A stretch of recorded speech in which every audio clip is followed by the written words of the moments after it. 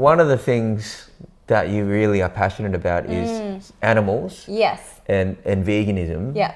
And we talked about this in Melbourne, actually. We did. There are people that are vegan for different reasons. And like all movements or lifestyles, some are doing a disservice. Yes. So some join, they're vegan because they think it's trendy right now.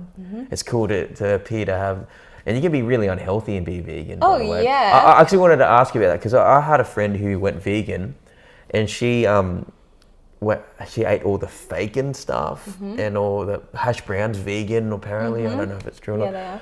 So it's like, but put on a massive amount of weight. Yeah, right? you can easily do that. Like yesterday, I ate ramen, 2 cookies, an ice cream, a burrito. My day yesterday was not healthy by any way, shape or form. But like, yeah, and a lot of people do transition to veganism and then they go for the unhealthy options because they don't really know how to cook, or maybe they don't really like veggies. So it can be a very unhealthy diet, as any diet can, you know. And these days with all the processed stuff that we have, yeah, it can be super unhealthy. Yeah, maybe they just think, oh, because it's vegan, it's healthy. It's healthy. No, it's not. Yeah. Eating like a fake chicken burger is not healthy. It's yummy, but it's not healthy. Yeah. So like people sign up sometimes because it's popular. Yep. They sign up because of their health reasons, and some a combination of all three, which they've driven ethically as well. Yeah. Right, so tell us a little bit about where you started and your passion for it, because it's very interesting. Yeah, so I started actually not soon after I talked to you about before, that period of time where I was going through all these changes. That's kind of when I went vegan. And I initially went vegan for health reasons because I was pretty sick back then, struggling with some stomach issues and just general health because, you know, traveling and partying is not good for your health, apparently. Oh, wow. Who knew? And so I had some like cousins and my sister who had just gone vegan and were seeing really good results in their health from changing their lifestyle. And I was like, yes, I want that to be me. So I initially changed over for health reasons, but now I would say I'm there for like moral reasons, health reasons, and environmental reasons. So like kind of everything. And yeah, God, I could talk about this for so long. I think that there are lots of people that are vegan, probably not for the right reasons, and do the movement a disservice. I know it's not good to be pushy.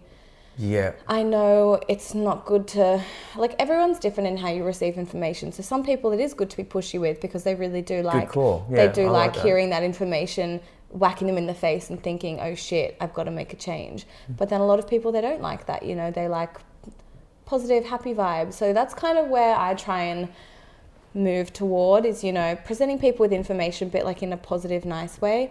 And I do put stuff on my Instagram that is kind of like violent or really what's the word, like graphic sometimes, but I try and do more of the positive stuff because I feel like if people come to veganism from a place of love, they're probably going to stay, as opposed to coming from a place of being, you know, scared or shocked. Because you're right, because there's so many parallels with veganism with a lot of where my background with Christianity. Yeah, 100%. Because one of the things I hate about any religion or ethics or anything is when you are Bible bashed or judged.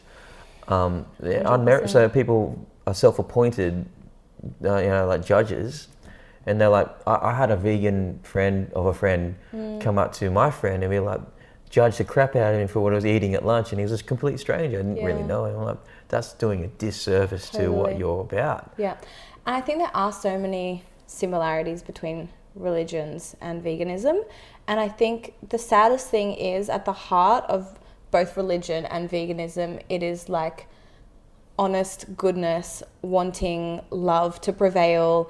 It's all for like the better of the world, you know, literally. It claims a hold of truth as well. It's like there is a before and after claim for everything. So like veganism, the claim is, well, like this is a healthy way of living. This isn't just a diet. This isn't just it's a way of one life. stuff. It's a way of life and how you view things and people. And but then when people come into it, and as humans always do, we totally F things up. Yeah, totally. With religion and with veganism. Yeah. And so it's not actually, like, people hate on vegans as they hate on religion a lot of the time. Yeah. And it's actually like, it's very sad, because if they actually sat there and understood the principles of the religion or of veganism, they'd see that it's all based on like love and kindness and acceptance. And, you know, I know with vegan, it's about, you know, not using animals in a way that's for human profit or gain or anything like that. But humans come in and they stuff it up. Yeah. And it's very frustrating. But I'm sure I've stuffed it up a lot of the time as well. Like, I know I've had conversations where I've been like way too pushy or way too aggressive, or I've become frustrated with people because they just, you know. I understand. Yeah. Because you, like you said before, some people are ready. Some people are being totally interrupted and disrupted by what you put in front of them. I used to pay out one of my friends who was vegan for being vegan. Like, I'm one of those vegans that I used to be like, come on, just have a bit of fish or chicken or whatever. And now I'm like, I actually sent her a message a couple of years ago saying, I'm so sorry for like ever paying you out.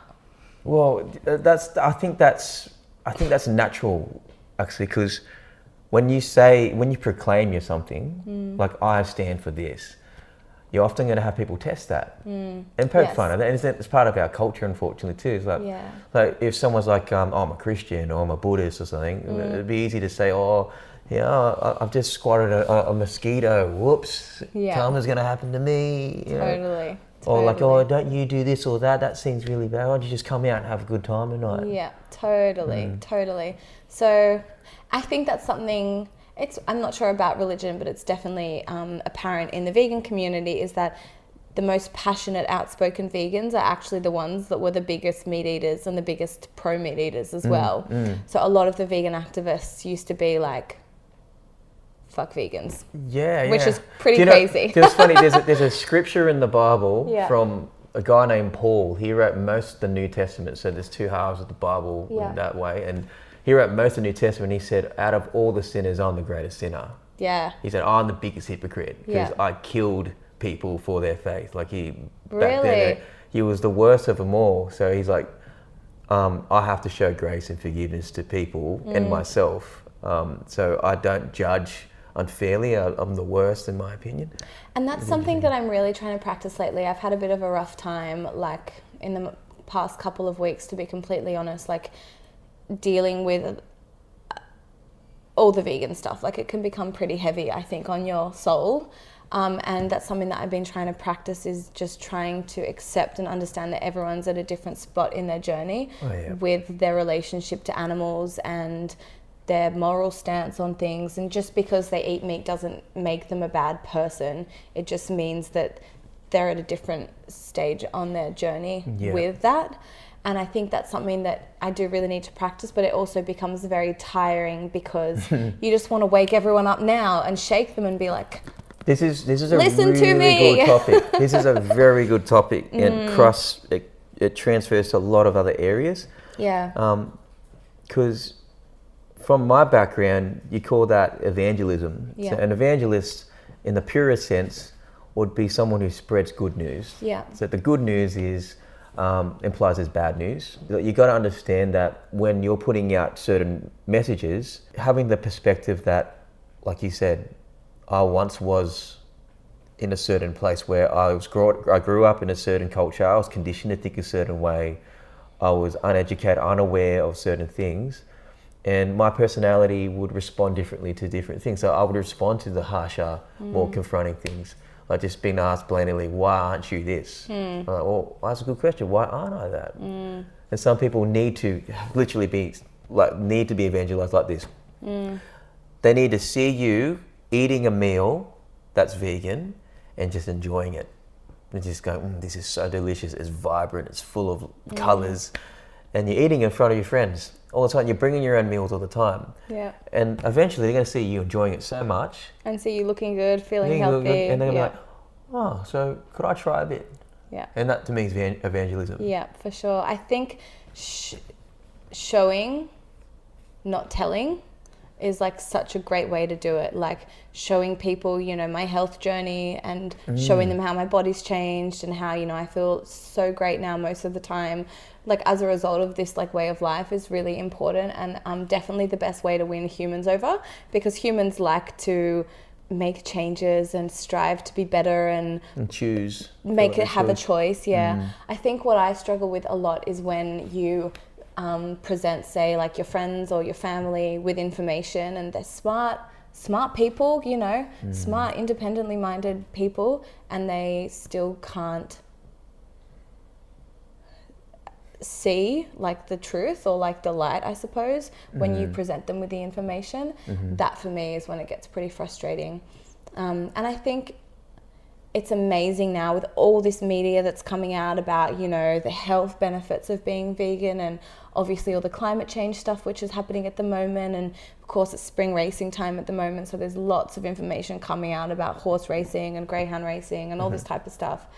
And it's great to see so many people making amazing changes against all these awful industries. But what kills me is when I still see people like still making bad choices or choices that they know are negatively affecting their health, the environment and the animals after they've been presented the information. So that's something I'm trying to learn at the moment. Yeah, it's interesting. Patience. And understanding how we're wired. I think it's there's a few things I know of from my limited knowledge, and we've got friends that would be able to tell us probably, but I mean, there's things like confirmation bias where you are your brain is biased towards certain things, right? So if you have grown up with certain habits and certain ideas and beliefs, and you presented information that contradicts that, it is scientifically proven that you will resist that information even if it disproves your position, because it's like a defense mechanism. Right? Of course. But it can change over time, and it's exposure, it's experiences, it's not just pure information, although that's the foundation of it. So anyone listening who's like, they're on a good cause and they're like, oh, I'm chipping away, I'm really fighting for my charity or for my thing. Don't lose heart, because people are on a spectrum of being aware or totally unaware. Yeah, totally. So, and I think it's important to surround yourself with people that have a similar opinion to you sometimes. Say, for example, the last 2 weeks I feel like I've been in a world of people who think differently to me, and then on the weekend I hung out with some friends that own an animal sanctuary, and I went to the vegan markets yesterday with some of my vegan buddies, and I had like a really nourishing weekend that filled my cup up again. Which was awesome, and I really needed that after spending all this time feeling like I was fighting a losing battle. So I think it's really important, whether it's veganism or religion or it's a charity or it's whatever, I think you need to spend time with people that fill your cup up and make you feel like you're going on the right path. A lot, especially when you are, you know, fighting that battle. I totally. This is where the religion and veganism is so similar, and because I think exactly the same. Religions try and organise themselves together for the fact that you encourage, you sharpen each other, you share your burdens because you're on the same. You got the same mission, I guess, to help people. But at the same time, you don't want to get caught in a bubble where you're so disconnected with the real problems and what culture is talking about. And sometimes you have that happen. You got people who are in a bubble and they have no idea what's happening outside. It becomes really weird. Yeah, totally. And then you get some people that are totally disconnected from each other. So it's like you want that both. Yeah, you know? I think Instagram is really bad for this. So like you have your phone and you follow and like the people that you follow and like, and then you get into a habit of thinking, oh, like the whole world is vegan, like this is awesome. And then I'll talk to like Scott, and who works out at Parramatta, like kind of Western Sydney. He will be like, well, no one at my work's even vegetarian, you know? And I'm like, oh, just when I thought, you know, everything was changing. And I think social media can definitely put you into a little bit of a bubble like that, thinking that everyone's on the same page as you when you're liking all the stuff that's just about the stuff that you like. Does that make sense? It totally makes sense. Yeah. I actually think I think you have some interesting things to say about that, because social media is a topic in itself. We could sit here for days and talk about it. But let's just pick some important things that I think is more important for our listeners and our audience to hear. Some of the concerns I see with it, I use it as a tool. As long as you're a master of it, it's good. But you touched on an important thing is perspective. People tend to believe what they see. Yeah. That's all they do. Yes. Because that's the happiness portrayal, the portrayal to be happiness, the portrayal to be successful, the portrayal to suck the gut in and take that angle. And all about that angle. I go for the low angle so it makes my legs look nice and long when I'm actually short. So talk us through about what do you think about vanity? I think that like this current like world and generation, as we spoke about before, bases everything on like looks. So like looks is the most important thing, and I think it's just so detrimental and destructive because people have so much more to offer apart from their looks. So it's going to be an exciting time when we forget about that as a society, for sure. Obviously it's really bad for like the young kids these days. Like I go and play at an under 18s party and the girls look older than me, and they'd be 15 and I'm almost 30 and they literally look older than me.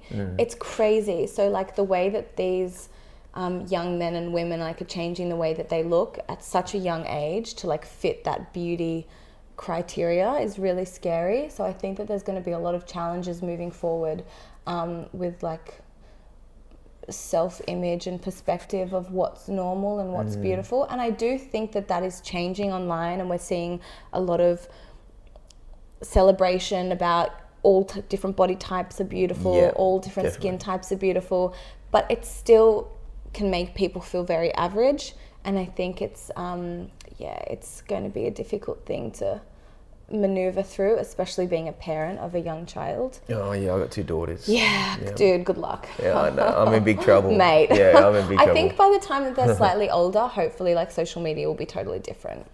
I would like to think that anyway. And we are seeing some nice changes now. And I think just if everyone can make their social media the most positive experience for them as possible, then that's going to be a real win. So follow people that make you feel good, follow people that talk about things that you're passionate about. And I think if you are passionate, I like really encourage all young people to use their social media as like a platform for them to have a voice. So whether it's about religion or whether it's about veganism or climate change, or maybe it's about, you know, the Starlight Foundation or a charity or how great dogs are, whatever it might be, I like encourage people to use it as a way to share good, positive information. Because I think we now know that like the main media outlets just can't be trusted, and that they, you know, like media, as I learned in university, is just all a lovely big fairy tale. So I think there are a lot of positives in social media. We just need to focus on them and make sure we're using them in a or using like the social media platforms in a positive way. Yeah, and also use it within your own comfort level too, because one of the things that you really portray a lot of confidence, right? Like I try. Sometimes I'm not. What I mean is like you're very comfortable with like expressing yourself. You got your wigs. Yeah.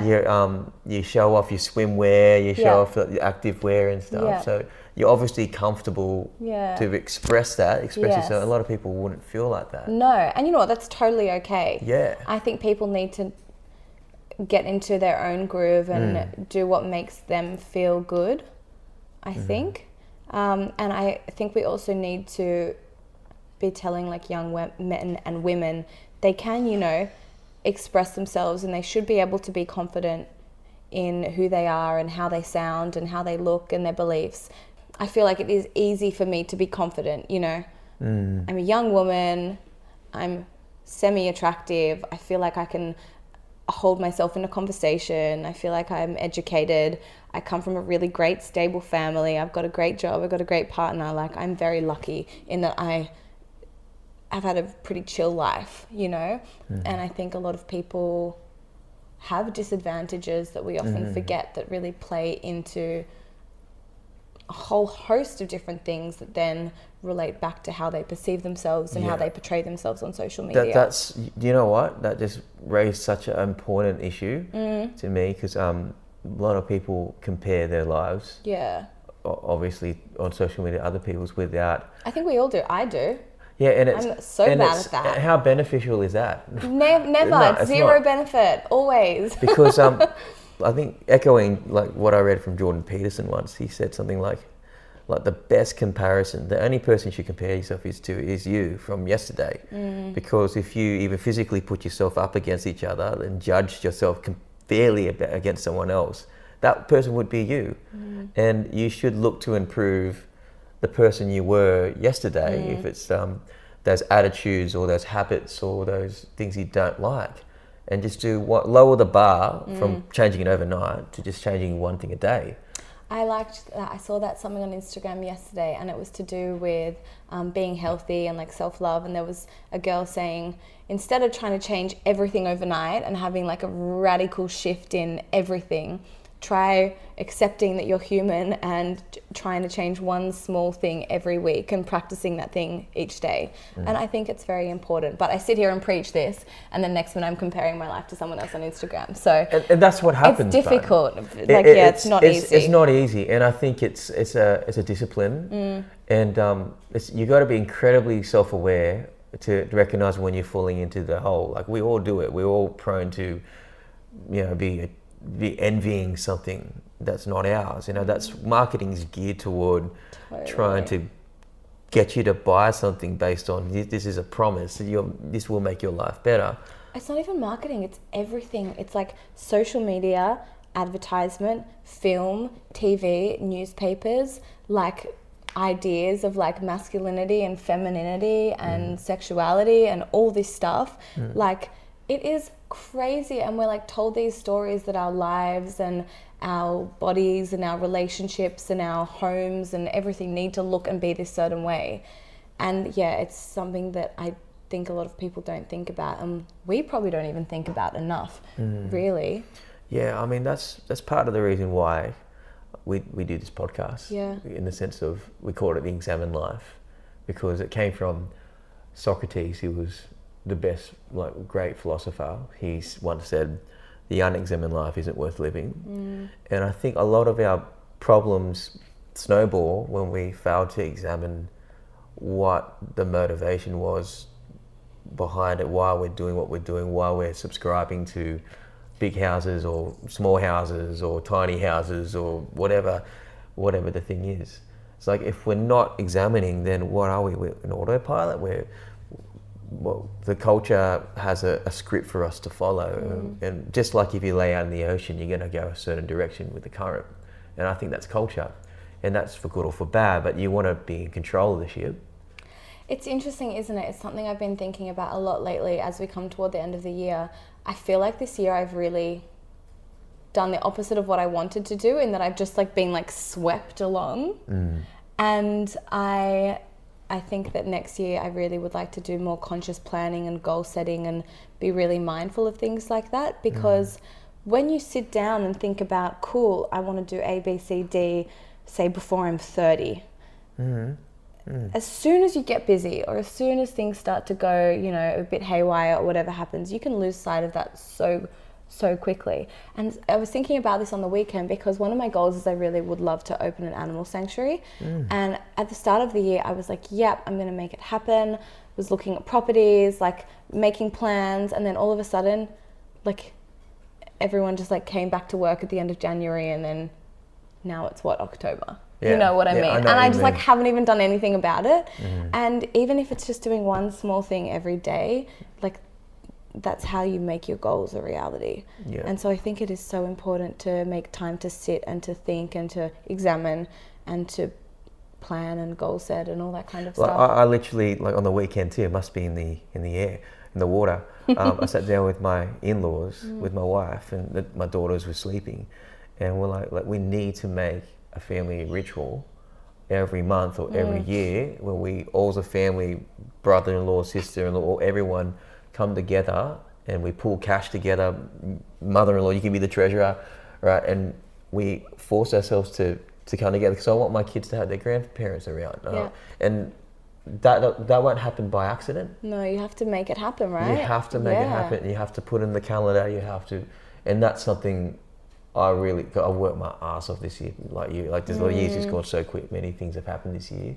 great things to set up for next year, but I'm already thinking next year, got to block out this, and this, Yeah. or those things I want to do won't happen. Yeah. That's Yeah, and it's easy to do with some things. I find it's easy to do for me with like holidays. I book things in and I take time off. Like we go overseas, we go skiing or whatever we might do. But then when it comes to like planning bigger picture, longer term things, or maybe it is hanging out with your family or like your cousins or whatever it might be, it can be harder to do because it's not just about you. It's about getting different people together and organizing a time, and it does take more work, but it's so important. And you really enjoy it when you do hang out with all your in-laws and your family, right? Yeah, it's so rewarding. And it's just like being mindful that I've got children now, making sure I give them a childhood where they've got those people around. Like you have such a responsibility on you. I was thinking about this the other day with Lenny. Like I have a responsibility to make him like a happy, nice, friendly dog. You have humans that you have to do that for. Yeah, and it makes That's terrifying. It makes me so much more sympathetic to my parents. Yes. Who at the time when I was a kid, at times I was like, why can't you just be a cool parent? And it's like, oh my gosh, little did we know. I know, they just had your best interests at heart all the time. Well, we could talk for hours. We could. But thanks for hanging out. Thanks for having me on the show. It's been so nice to chat. We'll Let's do it again. We've got to do it again. We've got to put it in the calendar and catch up again. Yeah, we will, in the calendar.